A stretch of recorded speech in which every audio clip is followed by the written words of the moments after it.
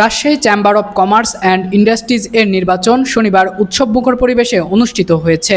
নির্বাচনকে ঘিরে রাজশাহীর ব্যবসায়ী মহলে ব্যাপক উৎসাহ ও উদ্দীপনা দেখা যায়। সংশ্লিষ্ট সূত্রে জানা গেছে, সকাল ৮টা থেকে বিকেল ৫টা পর্যন্ত টানা ভোট গ্রহণ চলে। প্রায় ২৯০০ ভোটার ২৯টি বুথে তাদের ভোটাধিকার প্রয়োগ করেন। এবারের নির্বাচনে সভাপতি, সহসভাপতি ও ১৮টি পরিচালক সহ মোট ২১টি পদে প্রতিদ্বন্দ্বিতা হয়। নির্ধারিত সময় অনুযায়ী গত ১৫ই জানুয়ারি নির্বাচন হওয়ার কথা থাকলেও রমজান মাস ও জাতীয় নির্বাচনের কারণে তা স্থগিত করা হয়েছিল। পরে নতুন তারিখ নির্ধারণ করে এই ভোট অনুষ্ঠিত হয়। নির্বাচনে সম্মিলিত ব্যবসায়ী কল্যাণ পরিষদ ও সম্মিলিত ব্যবসায়ী ঐক্য পরিষদ এই দুই প্যানেলের প্রার্থীরা প্রতিদ্বন্দ্বিতা করেন। এছাড়া স্বতন্ত্রভাবে সভাপতি পদে লড়েন আব্দুল আওয়াল খান চৌধুরী জ্যোতি। দুই প্যানেলের শীর্ষ প্রার্থীরাও নিজ নিজ অবস্থান থেকে জয়ের ব্যাপারে আশাবাদ ব্যক্ত করেন।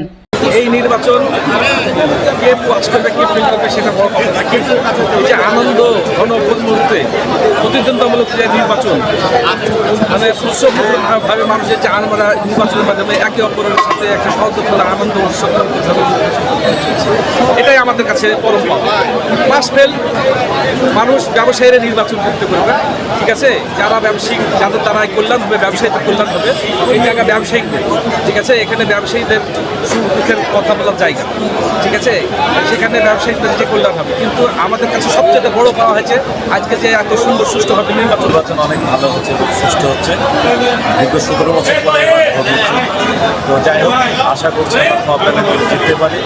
সামনে ব্যবসায়ীদের পাশে সবার মিলে এসে দাঁড়াতে হবে, ব্যবসায়ীদের দুঃখ কষ্ট এগুলো সব দেখতে হবে। তো আমাদের জন্য দোয়া করবেন, সামনের দিনগুলো যেন ভালোভাবে হয়। আর ভোট গ্রহণ শেষে গণনা করে ফলাফল ঘোষণা করা হবে।